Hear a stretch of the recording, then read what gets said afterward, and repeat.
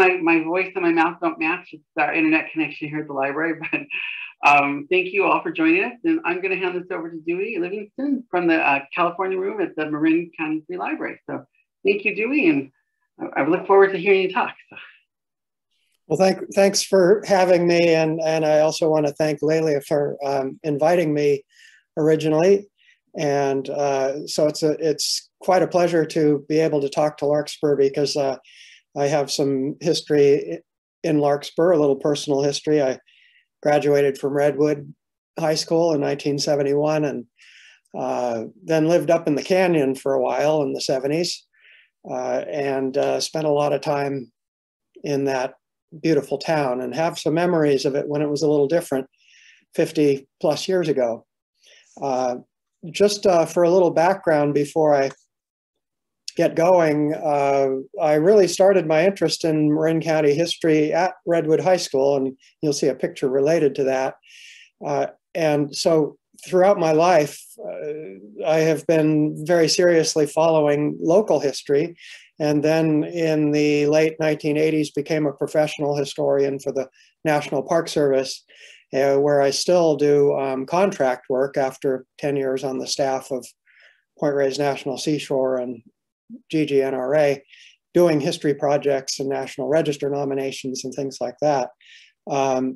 So that put me into another realm. So for all these years, I've been balancing professional history and local kind of, I wouldn't say amateur, but just the continuing interest in where we live, and the belief that knowing the history of the place that you live or are at is really important to just understanding the whole community. So I really like working with children and such in schools to talk more about local history. And 5 years ago, I was hired by the Ann T. Kent California room under Lori Thompson, who recently retired, and working with Carol Aquaviva, who's the librarian and digital librarian.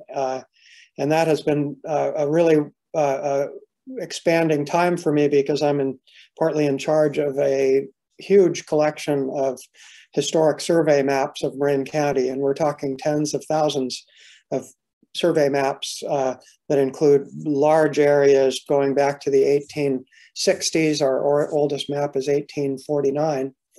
And now, so we have this available to the public. We're trying to open up with the COVID, but we have a great online presence. And so when you go to the California Room website, and I'll give you that at the end of the show, there's a whole lot of resources to look at. So let me share my screen and let's get going with this little show. Now, you should know that this talk is revamped from one that I did just a few months ago for the Kentfield Greenbrae Historical Society.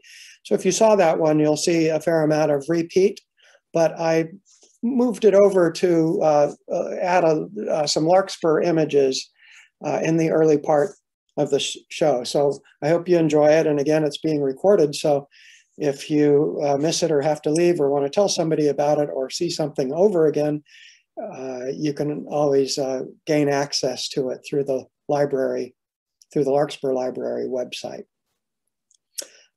I did want to mention, going back to Redwood High School, and we're going to look at some Redwood High School history coming up, that the history teacher there, Jerry Jones, was a great influence on me, and I would credit him as one of the major people who got me into local history. So I always like to express my appreciation to Mr. Jones. And I was really into photography when I was at Redwood, Miss Orendorf's photo classes in 1969 and 70, et cetera. And so I took a few pictures around, and some of you might remember Miller's Market on the Kentfield side of Larkspur. And that's Tony in there, who was one of the checkers for years and years. And we always shopped at Miller's Market. And you can see Pinky's Pizza there in the background, which is also long gone. I snapped a few pictures downtown, this obviously from my car. At least I wasn't texting and driving, but taking pictures. Well, that's something we tended to do in those days. This would be around 1973, looking down Magnolia. And here's one, this might be a little snoopy, but driving along and sometimes taking pictures of people as we drove by. My friend Bill and I liked to do that sometimes. And maybe somebody can identify these people, because I kind of like this picture. You see some motion, but there they are working and smiling, and the grandmother there perhaps. And this is along Magnolia, a little south of William Avenue. And if somebody knows the identity of these folks, I'd love to know, and we could get the picture to them. And then there are some Larkspur pictures maybe you haven't seen before. That this one's from the collection of the Jack Mason Museum of West Marin History out here that I'm involved with. And this is a group of ladies having drinks at the Blue Rock in the very late 40s. It could be around 1950, a photo taken by Seth Wood. I think it's a delightful photograph.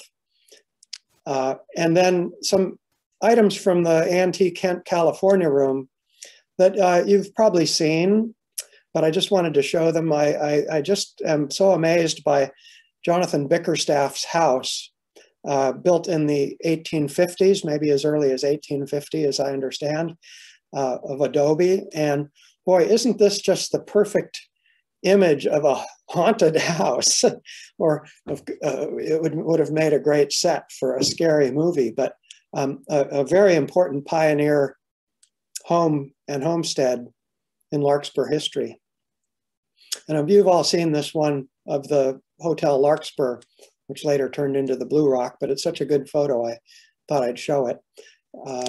And this wide panorama, I don't know if the Heritage Preservation Board or the library has this. It's in the California room, of Larkspur looking kind of north. That would be Mount Tam on the left, a little obscured, possibly by fog or just by retouching on the photo. But some of these old images are wonderful. And here's from the development of Baltimore Park. And I think the Heritage Preservation Board has this album or a number of pictures from it, but the California room has a full set of the 29 photos, and they're sharp and clear and beautiful. And a view from Palm Hill looking west towards Magnolia in the distance, Monte Vista crossing Baltimore that goes right down the center.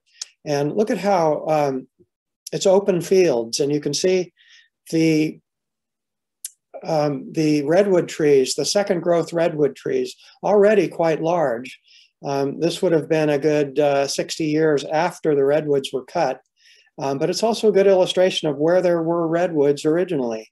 Where you see the groves of second growth tends to be the original redwoods. We don't really have records that I've run across of large-scale clearing of stumps and things. It's often thought that Marin was covered with redwoods and they were all cut down and it was turned into grassland. And I've been finding after years of study that's really not the case. This gives you a sense of perhaps the great big redwoods that marched down Baltimore Canyon and were cut and then came back as second growth. You see the railroad in the foreground, the Northwestern Pacific Railroad. The album has a number of lovely views as they were just starting to develop Baltimore Park. This house is a real beauty, and it stands, perhaps its occupants are watching today, still stands at 130 Magnolia, a good example of one of the early Larkspur houses. And all my life, I've been fascinated by how different the landscape is in Marin, especially how open and grassy it was. Of course, it was excellent elk habitat. It was good land for the Coast Miwok, who burned the grasslands and tended the oak forests as a way to basically stay alive. This was their sustenance, bulbs and grass seeds and this and that for food. And then, of course, it proved to be perfect grazing land for the interlopers, who came from Mexico and then the United States as this became part of California. And it's only after we started developing and building houses and planting trees that you saw these grasslands disappear. But this is Palm Hill looking across the tracks. You can see the tracks curving away a little left of center on the cutoff out towards Greenbrae, and the Greenbrae Hills in the background.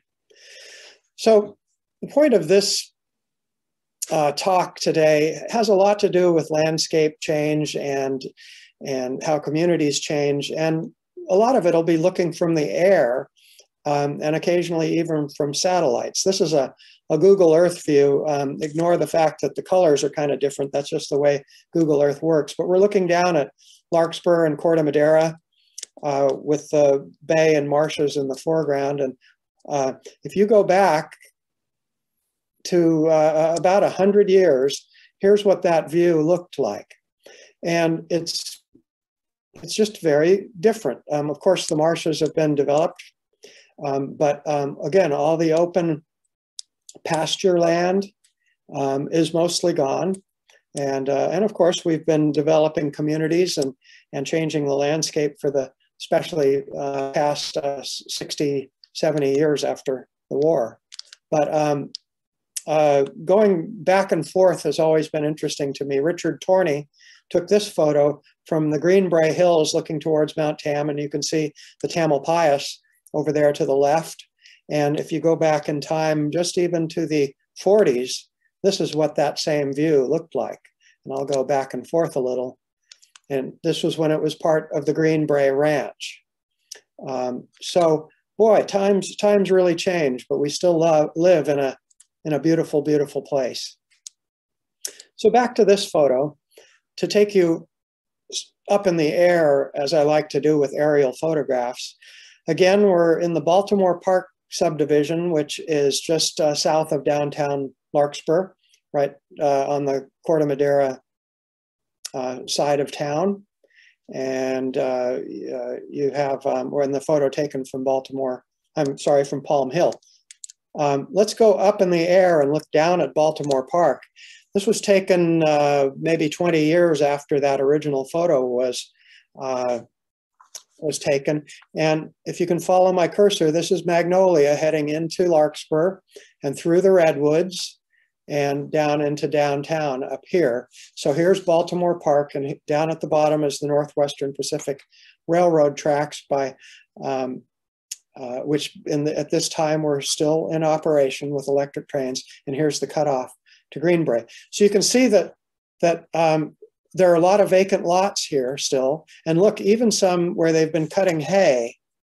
So you can still get a sense of the rural nature. And over here on the lower left, you have the Quartimadera School, Quartimadera Larkspur School. And I want you to also, as we change, notice this square here was the tennis courts. So here's 1931, and I lined it up with 1946. And you can see that the houses have pretty much been filled in. And I'll go back. They're just really getting going here. And you go to 1946, and it's a pretty well-developed neighborhood. And by then, the railroad tracks were gone as just an abandoned railroad right-of-way. And then 1952, it doesn't really look much different. And but as you know, people plant trees in their yards. So when you get to the present day, this actually should say 2021, not 2001. But here's how it looks today. And let's go back and look over on the left at the tennis courts there above the ball field. And notice when you go back to 1952 and 1946 and even 1931, you have that same, well, I guess those are historic. That's a historic landmark. It's kind of fun to watch things change through the years. And so we'll do a little more of that as the show goes on. But I'm going to focus a lot on Quartimadera Creek, and especially the area out towards the bay.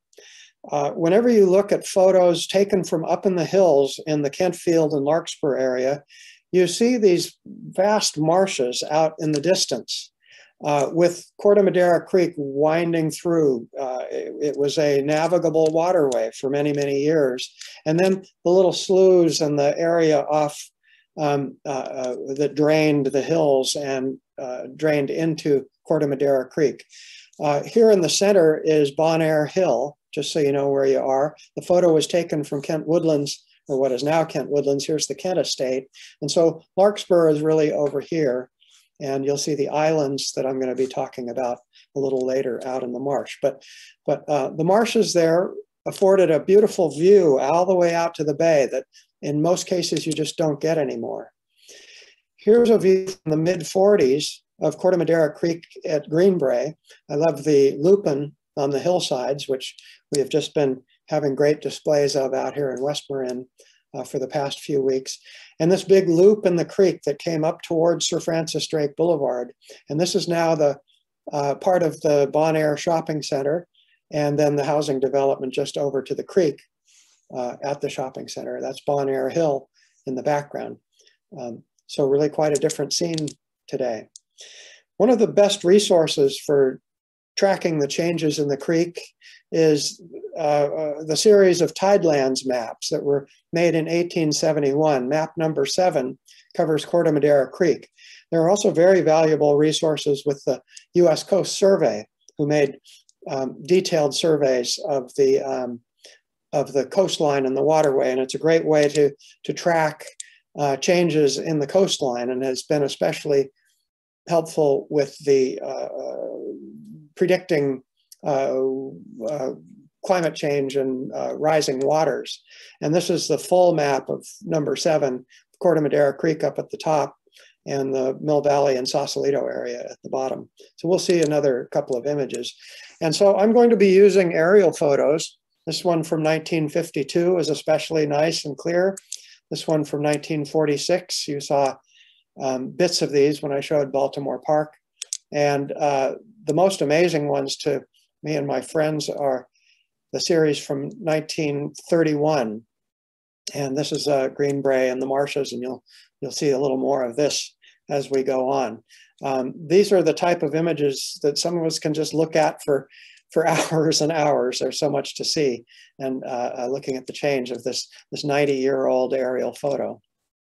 And modern technology has allowed people who have more tech experience than I to do some amazing things using Google Earth and the combination with the old aerial photos. So here we are looking north. You can see 101 passing the Water District headquarters, and here's Quartimadera Creek heading up towards Kentfield. An associate at the California Room has been able to overlay the 1931 imagery so it aligns exactly with the today's with the current day view. It's quite a difference, isn't it? You even know where you are sometimes. We'll look at some of that a little more carefully. Just to be familiar with the drainage of Quartimadera Creek and Holon Creek out of Larkspur and all the little side inlets that came into the marsh, I'm going to show this graphic. The dark green is land, the light green is tidal marshland, and the blue, of course, is water. So this is the Quartimadera Creek mouth. And here, just to orient yourself, Kentfield's at the upper end, Greenbrae at the north side, Larkspur at the southwest side, and Quartimadera below that, San Quentin Peninsula. And some of our landmarks that we would know today, Marin General Hospital is over here on Bonaire Hill, Bonaire Shopping Center, in this little inlet, Larkspur Landing, in this little inlet, all built on fill. Redwood High School is on this little island, and again, we'll see more about that coming up. And these are some of the islands that I'm going to be talking about, and just so you know where they are with the names that I'll use. Tennant Hill is where Redwood High School is now. Wood Island is adjacent to Larkspur Landing and has an office complex on the top, but is still quite wooded. And Richardson's Island, which is no longer there, as is Tennant Hill is no longer there, was a very big island, and I'm going to give you some history on that. And in my graphic with an old map, 1860, you can see the graphics are really kind of interesting on this. this 1860 map of Marin County depicted Quartimadera as a big city. I think what they were doing was just kind of sort of graphically representing that here is where there was potential, perhaps because there was never any grid laid out like that at that time. But Gilman's up here in the upper center is roughly where the western part of Bonaire Shopping Center is.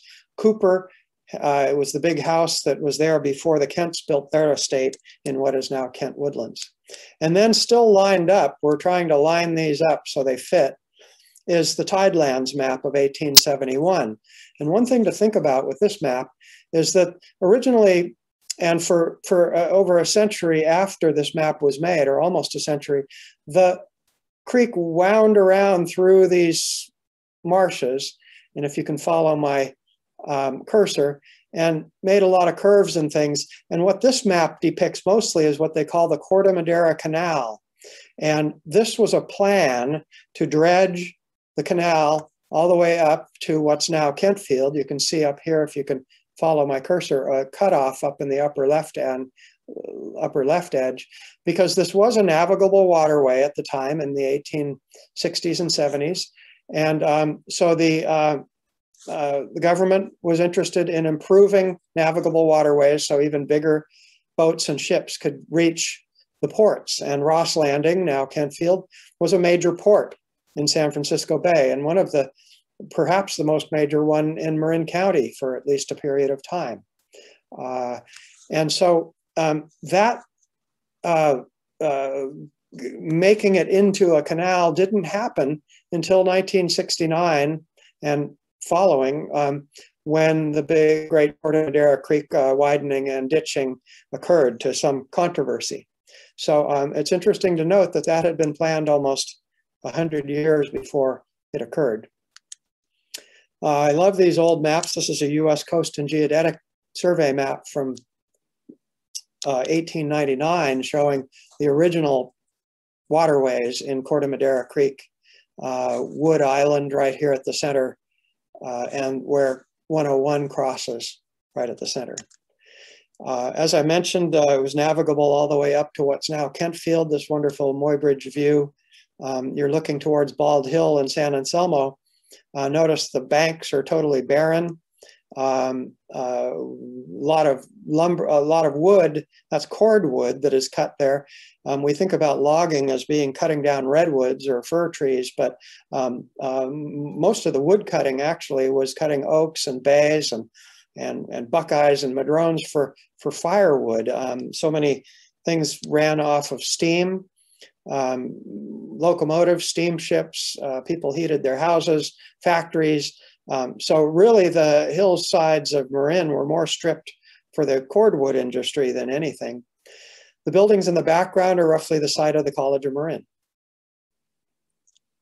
So let's go back to this view that we just looked at and the overlaying 1931 view, because we're going to go into some closer views here. Here is the bend of the creek that you saw a little earlier in that color photo where the lupin was on this hillside. This is the new Sir Francis Drake Boulevard. This was taken in 1931, and it has been straightened because the new Sir Francis Drake Highway had just been opened out to West Marin, and the new 101 freeway, not really a freeway yet, had been opened up across the marshes. So they built a new road to connect the new 101 highway to the new Sir Francis Drake Highway. So here's the curve in the creek, and here's what the same view looks like today. You can see that things have really been tampered with. That channelization of the creek entirely moved it and also created the lagoons and the streets and parcels, building parcels for the Larkspur Marina. But that's quite a lot of progress there. Let's move a little to the east, and there's Wood Island in the center, and Highway 101 crossing diagonally, and Sir Francis Drake heading off into the upper left, and the Greenbrae Marina kind of in our foreground. And here's how this looks today. And what you see really is that the Greenbrae Marina is just about all that's left of the historic scene, with the ferry terminal prominent here. Look at that, there's barely anybody in the parking lot. So back to this photo, we love this photo, but this is to illustrate the Greenbrae Ranch. We'll look at a few images of that. It was started by James Ross, who is credited as the founder of the town of Ross and Ross Landing.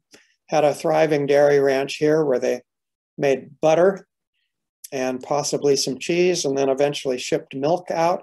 The road up to the dairy is now Eliseo Drive off of Sir Francis Drake, and this is now Greenbrae.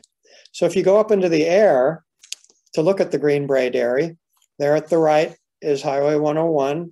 Here is Sir Francis Drake Boulevard, and you can see that I'm going to run my cursor. Here's the old road, because it had to go around the marsh.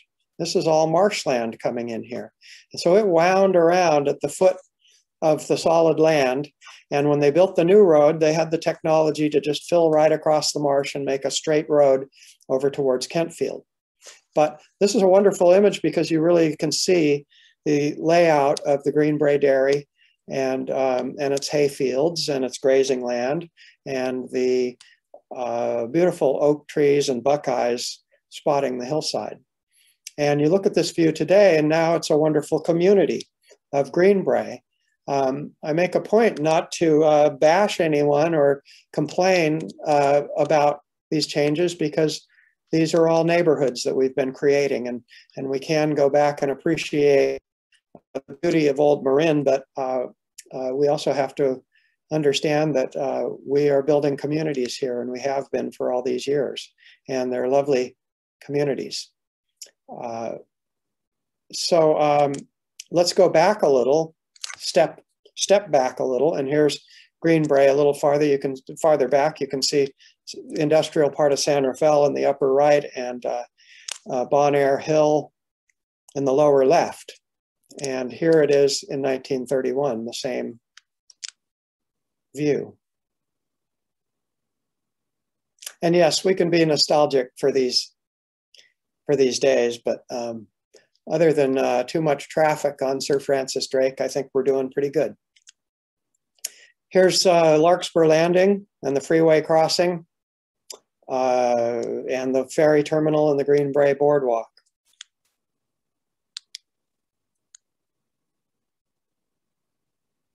You can see the Remillard, Hutchinson's Quarry. The Remillard Brickyard remains over here. Hutchinson's Quarry, there's the big sway-backed building that so many of us remember. And they had a system of running rock out to barges that went over the road. So when you went out Sir Francis Drake to San Quentin, you went under this bridge that was delivering rock and gravel to the barges that would then head out to market.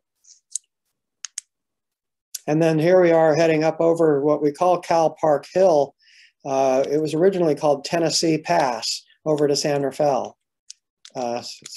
So you can still see the old Tiburon Boulevard. Not what we think of as Tiburon Boulevard today as the road from 101 into Tiburon and Belvedere, but the original Tiburon Boulevard was built across the marsh from the Quartimadera area and down Paradise Drive to Tiburon.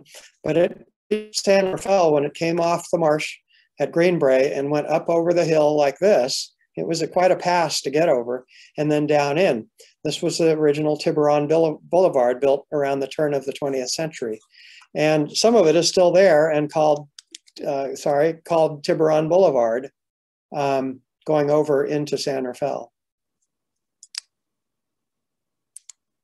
And there's a view looking at the cut in Cal Park Hill. You can see the train tunnel near the center. You can see all the billboards. I like to do the little trivia quiz of what was the last billboard in Marin County. And because they were outlawed around 1970, 71, the early 70s. And my answer, and if somebody wants to correct me, I'd really be happy to do that. But last one I remember was just over the hill here as you curved and you started to come down into San Rafael, right above the motor movies. was a billboard. And I believe that was the last one. And I think somebody torched it. That was my memory. Let's look at the Bonaire Hotel, built in 1901. Of course, the site today of Marin General Hospital. We're looking north here. There's some beautiful houses were built next to it as part of a small subdivision. And the Bonaire Hotel, just a lovely and lively place for people to gather for the less than 20 years that it was in operation. We've always been interested in more detail about the Bonaire Hotel. And not too long ago, a series of maps was donated to the California Rooms map collection from the business of Warren Nute, N-U-T-E, had a surveying and civil engineering business, which is still going in San Rafael. Donated a great number of their old maps, and one of them was the preliminary survey for the Marin General Hospital location. And here they were able to survey the place before anything was changed. And if you look on the right, the survey went right down to where every tree was and the diameter of its trunk and what kind of tree it was, palms and this and that. And in the upper right, you see where the old swimming pool was next to the marsh. And so this gave a number of really good details of about the Bonaire Hotel.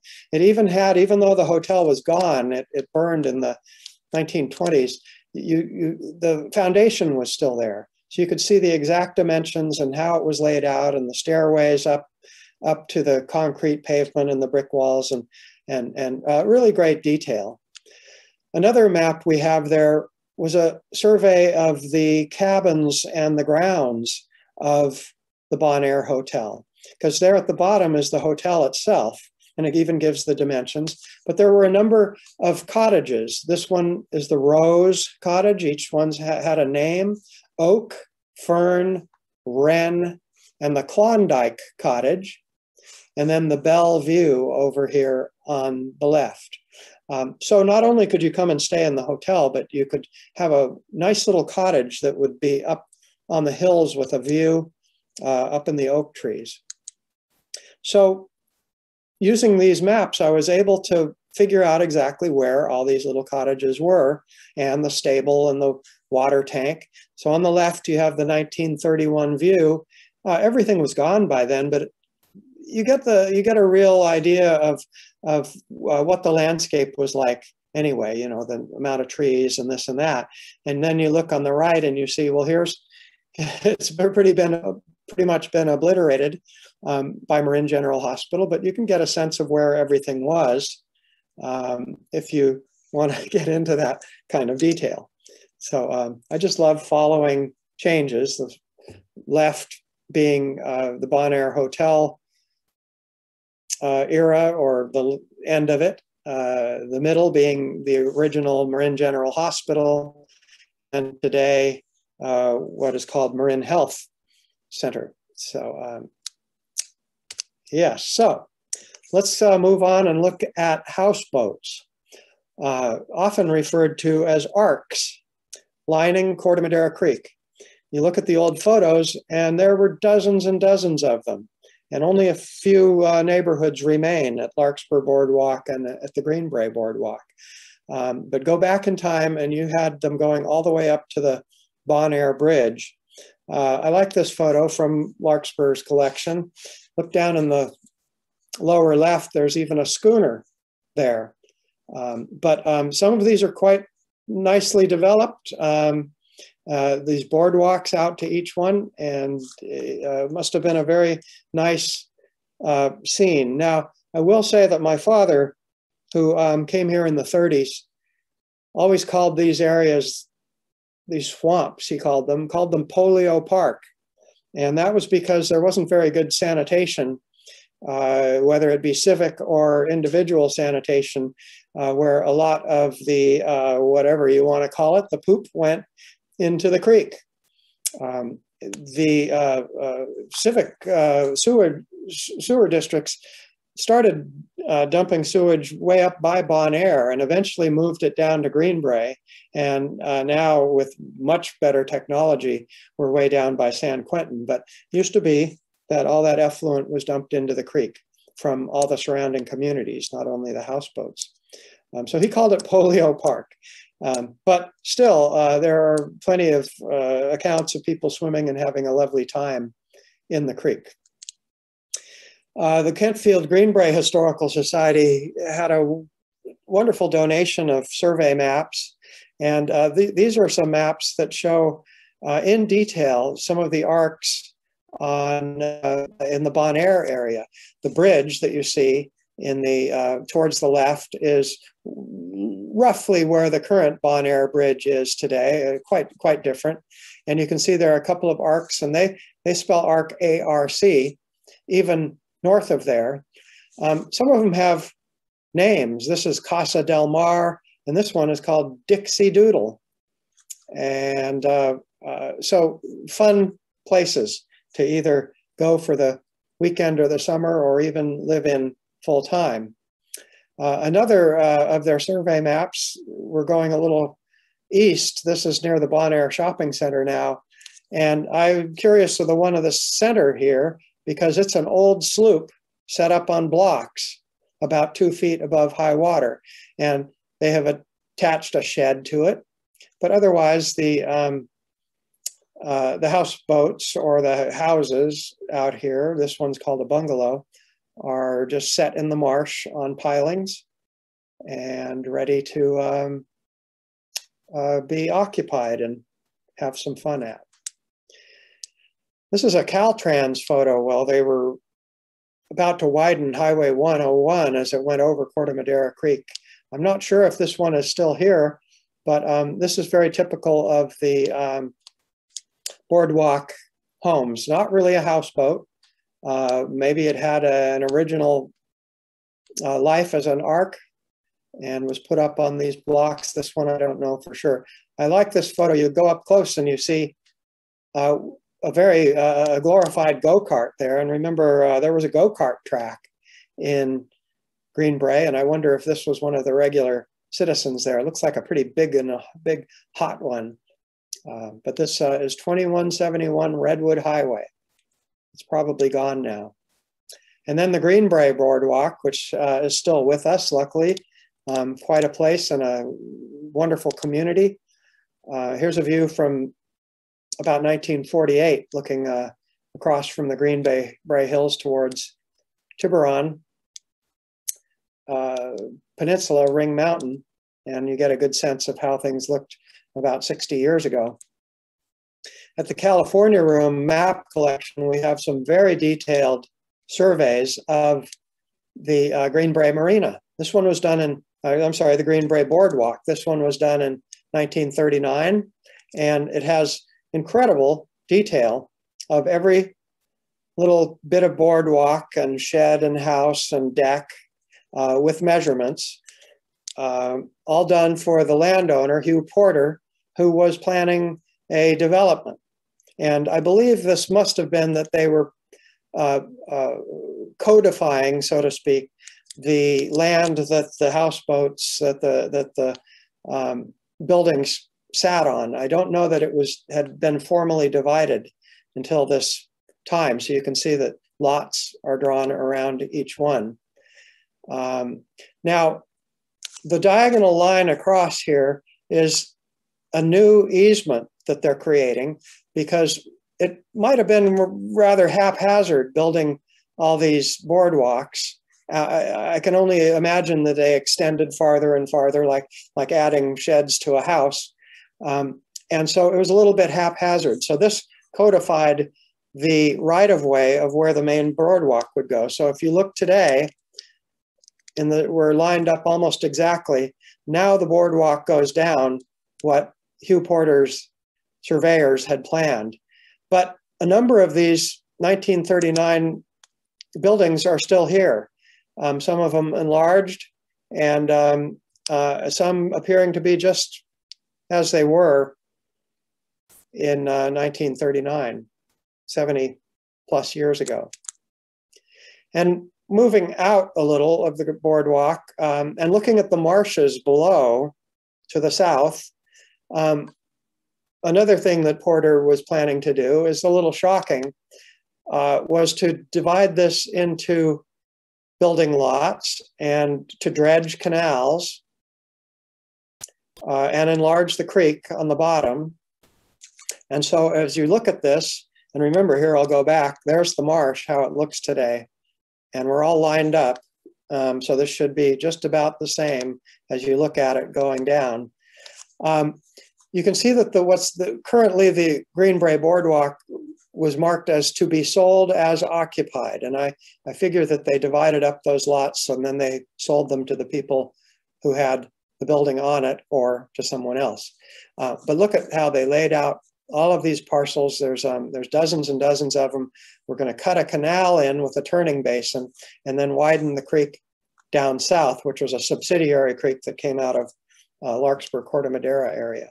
So we can be glad that this didn't happen, and we still have a healthy marsh out there, and we still have a healthy Greenbrae boardwalk. This is what that division would have looked like overlaid on the marsh today. So now to finish up, I want to talk about the islands in the marsh that have always fascinated me. When I was at Redwood High School, I did a lot of hiking and exploring around, and I got my driver's license at the Quartimadera DMV and explored all over Marin and the Bay Area. I just loved getting to know places and getting to know the history. But I never knew that Redwood High School had been built on what had previously been an island in the marsh. And when I found that out, it really piqued my curiosity, and I wanted to find out more. On this 1899 map, I'm going to point out, of course, this is now 101 heading diagonally straight across. Here's Wood Island, if you can see that in the center. And then over towards the right is what calls Richardson Island. And then a little smaller island is where Redwood is now. So we're going to look into this a little more closely. Here's a view from Tennessee Pass or Cal Park Hill, looking south from San Rafael towards Quartimadera. Before 101 was here, so this is the train tracks heading down and across Quartimadera Creek and out towards Tiburon. Here's that old Tiburon Boulevard heading out. And if you see right in the center here, this is the biggest island. This is Richardson's Island, and it really stands out. Now here's Palm Hill in the background over to the right. I hope you can all see my cursor move because it's kind of key to knowing where we are. But there's Richardson's Island. Let's move in a little closer. This view taken in the late 40s towards Quartimadera from the Greenbrae Hills. And this is the Sir Francis Drake intersection, right below us. Just make a left turn and you're on to Sir Francis Drake. And here again, Richardson's Island, and it has been cut through by the new highway, which they built in 1930, 29 and 30. So yeah, there were islands in the marsh. And then here's a view from higher up in Greenbrae, even a little later than that one. Here's Greenbrae School in the foreground. So Greenbrae is being developed. This picture was taken in the 50s. And there, with partly wooded and partly grassy or brushy, is Richardson's Island. So here's a view from 1952, looking at those islands and the state of the marshes at the time that the photo was taken. Heather Gardens has been built, but not much else. But early on, a big resort had been planned in these marshes and on these islands. And so when that got started early in the century, a dredge was sent in and cut a lot of these canals. But that whole scheme never happened. So the canals were just sort of left as they were. They altered the hydrology a bit in the marsh, but I don't know how much. This area by the NWPR, Northwestern Pacific Tracts, was used as hay fields, and farther south for the dairy down at Quartimadera. So, but the names. Tennant Hill is the only name we know for the one where Redwood High School is, and then a little island next to it that we don't, I've never seen a name on it. Then the big Richardson's Island. You can see that when the railroad built their cutoff over to Greenbrae, they actually cut right through the island. That's probably where they got their fill for building across the marshes. And also the new Highway 101 cut right through Richardson's Island too. And so it came in handy, I guess you could say, for landfill materials too at times. Another of the Warren Newt surveys that was part of what was donated more recently to the California Room includes this survey for the creation of Redwood High School. And another very detailed survey, this one of Tennant Hill.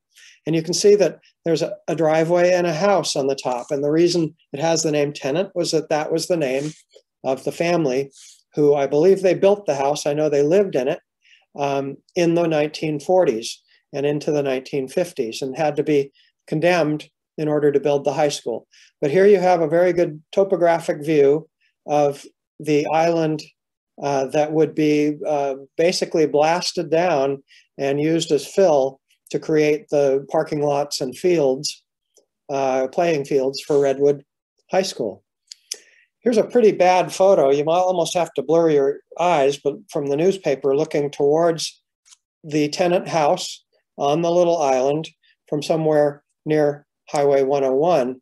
And then here's an incredible photo, air photo, taken in the 50s. And you can see Tennant Island in the foreground. And Heather Gardens over to the left and downtown Larkspur in the background. And you can also see the little island here, the little unnamed island. So this would all become Redwood High School all around here. And I really remember this view of Mount Tam. That's one of my favorite things about going to Redwood, was stepping outside and seeing Mount Tamalpais right out the window. So to look at the changes from then to now, these are lined up. Whoop, that wasn't intended. These were lined up so that you can see 101 on the left, on the right, I'm sorry, and Larkspur on the left. And here's the island, and here now is Redwood High School. I often wondered when I was going, I lived in Kentfield, and I would walk down Doherty Drive and then start to drive later, of why did it come to the high school and then go around in a circle like that? Now, maybe that was just to avoid the high school, but you would have thought they'd just run straight through to Lucky Drive and build the high school around it, something like that. But what it is actually is that you're following down that old slough that had been cut in and going around the edges of the island and then over to Lucky Drive, which was a pretty old route. And so if they ever have an earthquake, the buildings on the old island will be pretty solid because they're on solid ground, but the playing fields and the parking lots will probably have a little more problem being on filled marsh. And then to Richardson's Island, the big one. It was granted in 1872 to William Richardson, who's no relation to the Richardson of Sausalito. He homesteaded the land in the 1860s. He had a wife from Ireland and 5 children, and the children went to the Quartimadera school in the 1870s and early 80s. And I wondered if they had to take a boat, whether they took a rowboat up the slough to the Quartimadera school. And I think that's very likely the case because there wasn't very good access to the island other than the railroad line that came through. And so it was likely that those kids got in a rowboat and went to school.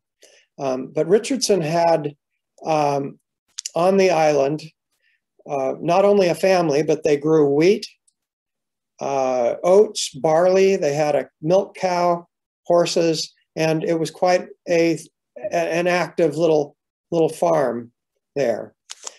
We don't have very good contemporary photos, and Richardson left in the 1880s, but even when you look at the older aerial photos, you still see the entire shape of Richardson Island as it was, and at a high tide, it would be surrounded by water. And here you can see the cuts through by the railroad and then the highway. The highway went up and over the railroad and then back down as it came towards Quartimadera Creek. But I would love to know more about the Richardsons and their family life there. And I don't know if we'll be able to find much more, but this is the same view today. There's Richardson Island. And it has been also mostly cut down. It's now the home of the Marin Municipal Water District and the old Handy Cup factory that has been replaced by apartments. So yes, a different view. And when you're heading south on 101, right, when you're getting on at Lucky Drive or Sir Francis Drake and start heading south, you might notice that the freeway goes up, and it is going up onto Richardson's Island and then back down onto the Marshes as you head over towards Quartimadera. That's the Water District headquarters to the right from this Google Street View. And this is what it looked like in the 1950s, shortly before that development happened and shortly before Caltrans made the 4-lane highway, started as a 3-lane, went to 4-lane and into the freeway that it is today. So they took all these pictures along the right-of-way to show where the new highway was going to go and what land was needed. And we have these records at the California Room as well from Caltrans. So there's today, and there's the old Richardson Island. So that's it for today. This is one view that is very clear and sharp. And someday we could just spend a whole session looking in detail at this 1920s view of Larkspur and Quartimadera, Mount Tamalpais, Mill Valley to the left. And maybe someday we'll do that because it's such a clear photo, we would be able to zoom in and see a whole lot of details and look at what's what and what it is now. So, but that's it for now. And I want to make sure the thank yous go to who they should. And down at the bottom, you have the California Room's website. And if you go there, you can then click on the digital collections and see the great work of Carol Aquaviva. And you can find scanned versions of thousands of historic maps, photographs. That album of Baltimore Park is in there. And so there's plenty to see just on the website, and we look forward to seeing you when the libraries open again to the public. Okay, so thanks for having me, and I think we can take some questions. Yeah, thanks, Dewey. This is an awesome presentation, especially for me who's new to the area. I just love seeing the changes. And I know when I first moved here, someone sent me your article about the high school, which I thought was really cool. So if you have questions, everybody, just use the Q&A box. It should be on the bottom of your screen.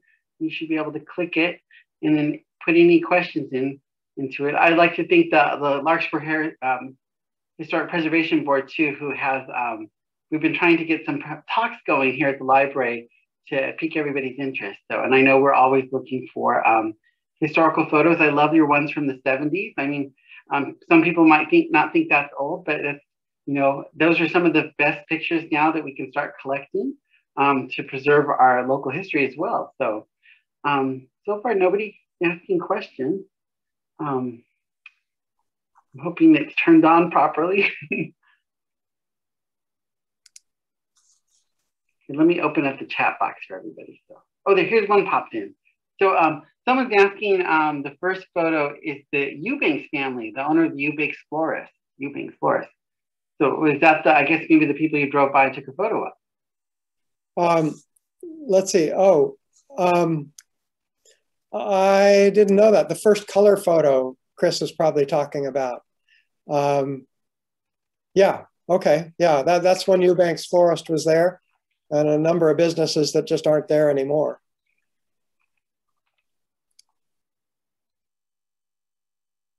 That was cool. So I did open up the chat. So if you don't want to use the Q&A, and then we will be having the recording of this will be sent out and a link to everybody who registered for today's event. So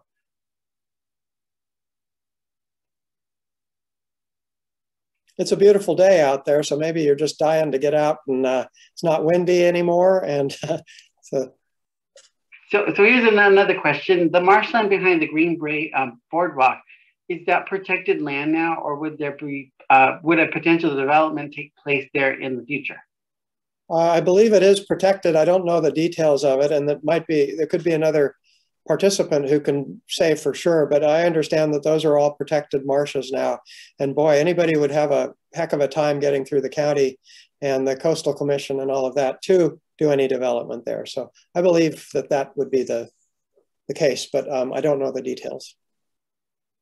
And then, what is the best resource available to find information and history on my home, which was built in 1902 in Quartimadera? Well, I would start with the California Room, and you can reach us by email. You can go through the website. Carol's email is on the website, and so I think that you could start there, and then we can help you through all the different resources to finding the history of a home. We even have a handout for researching people's residences, and so I think that's the best way to start. And I also always recommend talking to your neighbors if you have any old timers in the neighborhood. And of course, the book Larkspur Past and Present. Well, actually, you're talking Quartimadera, so. But there are some good historians working in Quartimadera too that could also be consulted. So, but I'd start with the California Room, and I'm not just being biased there. So, and someone's asking, where is the California Room? Physically, the California Room is in the Marin County Civic Center, in the library itself, which is in that central circular part. Again, it's closed to the public for the moment. While the library itself is opening, the California Room is very small. So it's we're not quite open to the public, but we do take care of inquiries by email. And then our other facility with the maps is in Marin Commons, which is at the corner of Lucas Valley Road and Highway 101.